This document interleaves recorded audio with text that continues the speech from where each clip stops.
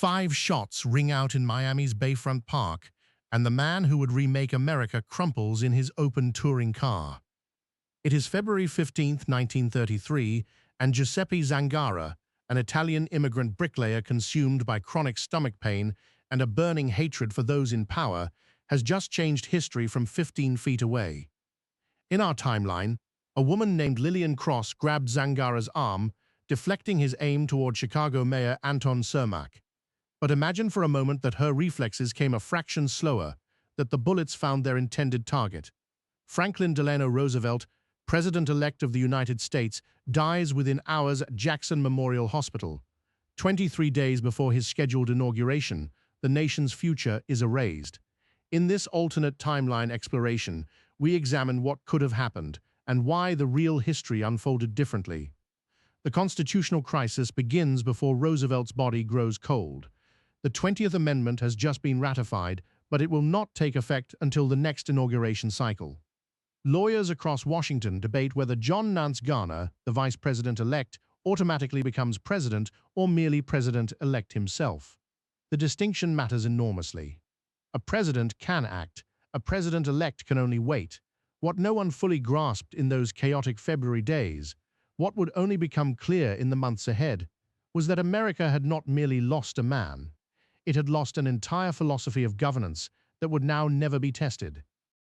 John Nance Garner of Texas takes the oath of office on March 4, 1933, inheriting a nation in economic freefall. He is not the man Roosevelt was, and he does not pretend otherwise. A conservative Democrat who spent 30 years in Congress believing that balanced budgets were moral imperatives and federal intervention was constitutional overreach, Garner views the banking crisis through the lens of his Hill Country upbringing. Banks that made bad loans should fail. Depositors who chose poorly should learn. The market would correct itself as markets always did.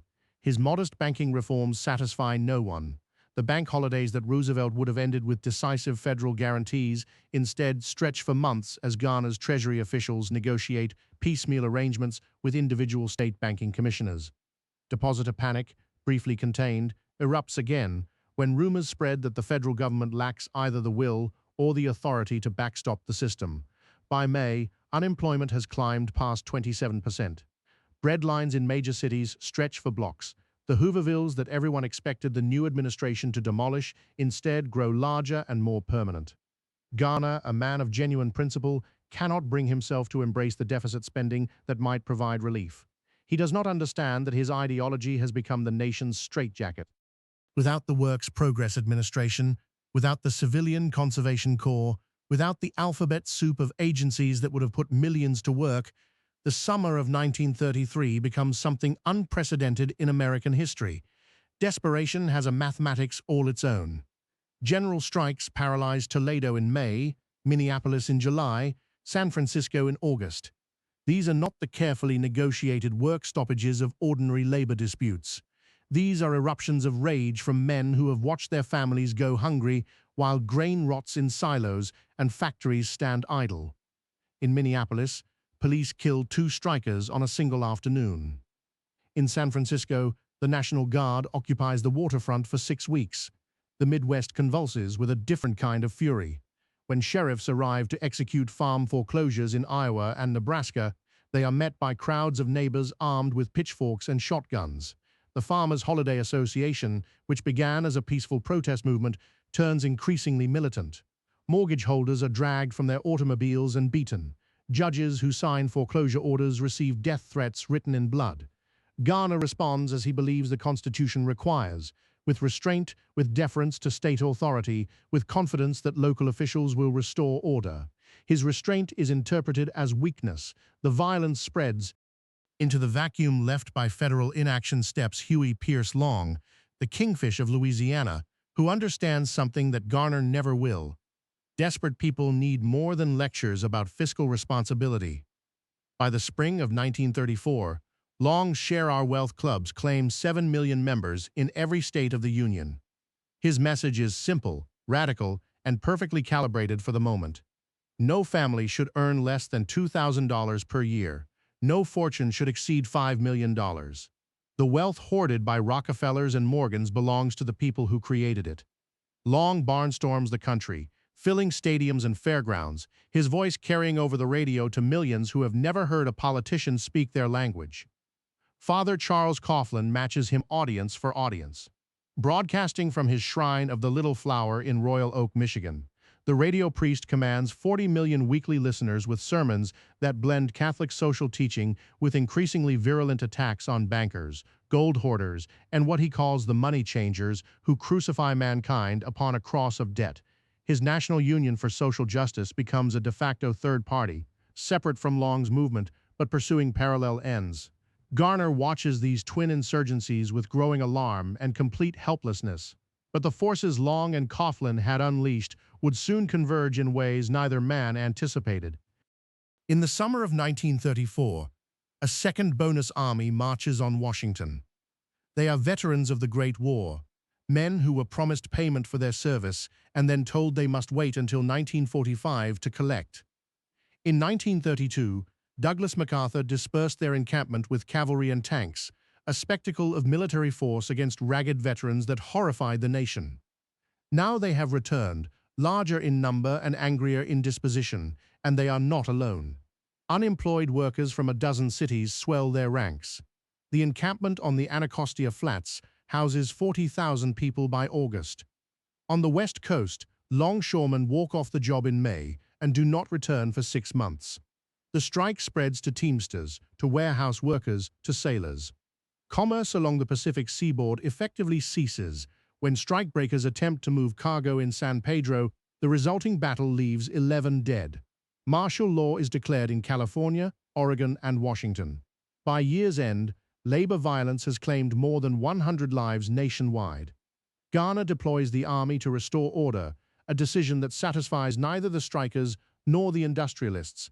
The left sees federal troops as tools of capital. The right sees them as insufficiently aggressive. MacArthur, still Army Chief of Staff, quietly begins planning for the contingency of widespread insurrection. As the 1936 election approaches, President Garner surveys the wreckage of his administration and announces he will not seek a term in his own right. The Democratic Convention in Philadelphia becomes a civil war conducted by parliamentary procedure. The party's progressive wing demands aggressive federal intervention, banking reform, labor rights. The conservative establishment insists these measures would destroy the Constitution they swore to uphold. After 73 ballots and 3 fistfights on the convention floor, the delegates nominate Newton Baker of Ohio, Woodrow Wilson's Secretary of War, a compromise candidate who pleases no one. Huey Long has been waiting for this moment. His announcement that he will seek the presidency as an independent sends shockwaves through both parties. Long's campaign draws equally from disaffected Democrats and working-class Republicans, from organized labor and desperate farmers, from everyone who believes the system has failed them. Father Coughlin endorses him, delivering 40 million weekly listeners to the Long coalition. Republican Alf Landon of Kansas wins the presidency with 38% of the popular vote, the lowest winning total in American history. Long carries Louisiana, Mississippi, Arkansas, and Wisconsin. He wins 6 million votes nationwide. The mandate for governance belongs to no one. While America tears itself apart, the world moves toward catastrophe without American counterweight.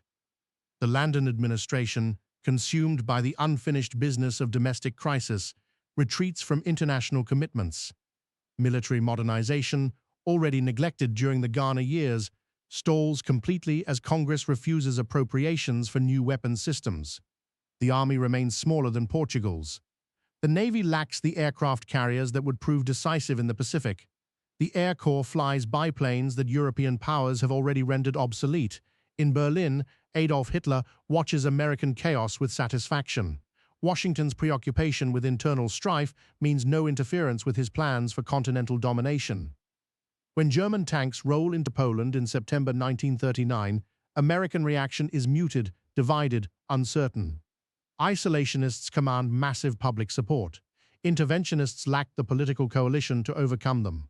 President Landon, a cautious man by nature, chooses caution. The fall of France in 1940 produces alarm, but no mobilization. Lend-Lease, the program that would have made America the arsenal of democracy, dies in committee.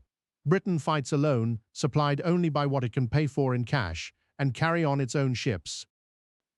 Pearl Harbor comes as it was always going to come, on a quiet Sunday morning in December 1941, when Japanese aircraft turned Battleship Row into a graveyard. But the America that awakens to war is not the America that history knows. Industrial mobilization, lacking the foundation of New Deal planning agencies, proceeds in fits and starts. Factories that might have converted to war production in months require years. Labor relations poisoned by a decade of violence and recrimination do not suddenly heal when the enemy attacks. Strikes continue even as soldiers die overseas. Congress passes labor conscription laws that would have been unthinkable in Roosevelt's America, forcing workers into war industries under threat of imprisonment. The arsenal of democracy eventually sputters to life, but it runs 2 years behind the schedule history would have written. The war that could have ended in 1945 grinds on. The costs that could have been measured in hundreds of thousands are measured in millions. The world that emerges from the carnage is harder, more bitter, more suspicious of the government power that might have prevented such suffering. On a February evening in Miami, a woman's reflexes saved more than one man's life. They saved a vision of what American governance could become. Energetic, experimental, willing to try and fail and try again. In her absence, we glimpse the nation that might have been, a nation that found its way to victory eventually, but only after learning that some absences cannot be filled, some moments cannot be recovered, and some men are more consequential than anyone knows until they are gone.